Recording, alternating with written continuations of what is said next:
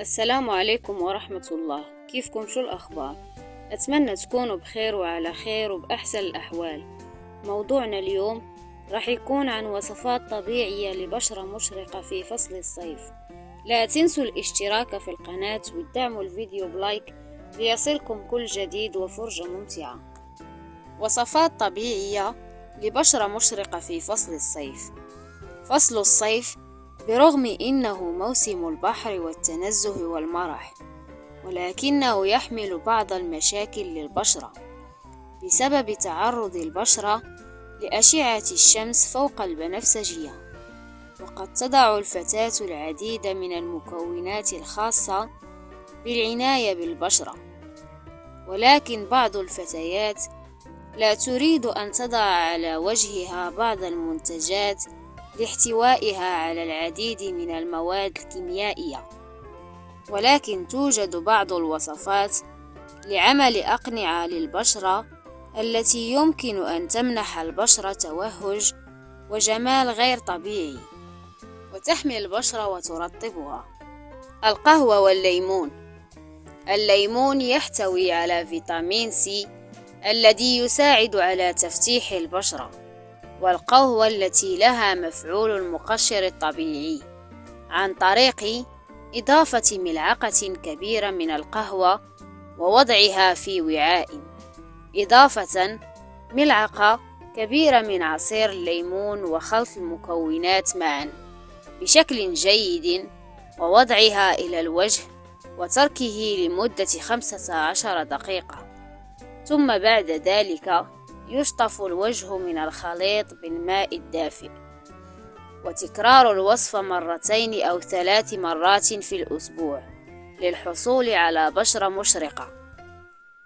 فراولة وليمون وزبادي. يعتبر هذا القناع منعش بشكل كبير، ويعطي البشرة ترطيب فائق ومميز عن طريق وضع فراولة مهروسة في وعاء ووضع ملعقة كبيرة من الزبادي، ثم وضع نصف ملعقة كبيرة من عصير الليمون وخلط المزيج بشكل جيد، ثم يتم وضع هذا القناع على البشرة لمدة تصل من 20 إلى 30 دقيقة، ثم يتم غسل الوجه بالماء. وبعد وضع هذا القناع يجب التأكد من واقي الشمس عند الخروج من المنزل لتجنب التهاب البشرة بسبب الليمون. العسل والبيض.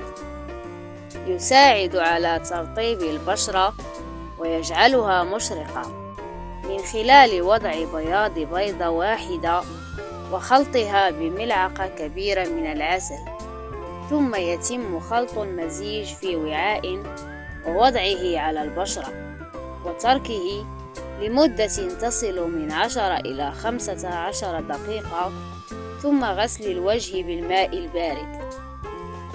جلد الصبار.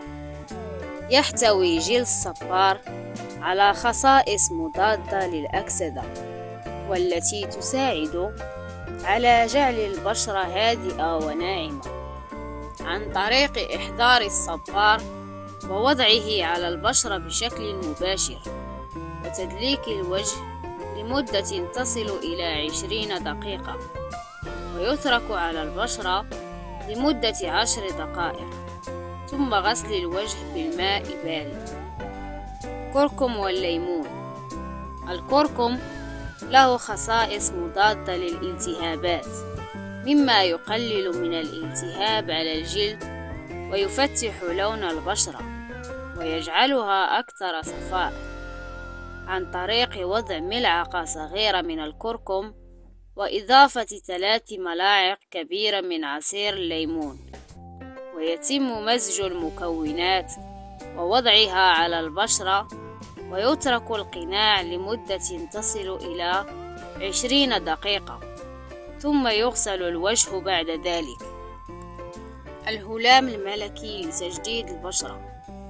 يتميز هذا الهلام بغناه بالأحماض الأمينية والحديد والبوتاسيوم والكالسيوم والكبريت، بالإضافة إلى الفيتامين بي بكل أنواعه، وهو يشجع على إنتاج الكولاجين ويعمل على تأخير علامات الشيخوخة من خطوط وتجاعيد وبقع داكنة، كما يعزز ترطيب البشرة ومتانتها ومرونتها ونعومتها. يستعمل الهلام الملكي على شكل علاج منشط الجسم خلال الشتاء، بحيث يتم تناوله كمكمل غذائي لمدة 2 أو 3 شهور، لكن يمكن استعماله أيضا كقناع على الوجه لتجديد البشرة وحمايتها من مظاهر الشيخوخة المبكرة. يكفي اختيار نوع جيد منه وتطبيقه مباشرة على بشرة الوجه ومنطقة أعلى الصدر لمدة 30 دقيقة قبل شطف الوجه بالماء البارد. ينصح بتطبيق هذا القناع مرة أسبوعيا. كريم بذور العنب والألوفيرا. يصنف زيت بذور العنب كأحد أفضل الزيوت الطبيعية التي تستخدم للعناية بالبشرة بفضل غناه بالفيتامينات والأحماض الدهنية غير المشبعة، وهو يساهم في توحيد لون البشرة وحمايتها من أضرار الشمس، كما يحتوي على مادة البوليفينول الذي يساعد على مقاومة مظاهر الشيخوخة المبكرة من بقع وخطوط وتجاعيد. أما جل الألوفيرا فهو أحد أكثر العلاجات العشبية المستخدمة في مجال العناية بالجلد، نظرا لغناه بالفيتامينات والمعادن والحوامض الأمينية. يحتوي هذا الزيت على 75 مكونا فاعلا، وتستطيع جزيئاته أن تحبس الماء بنسبة 98% من حجمها.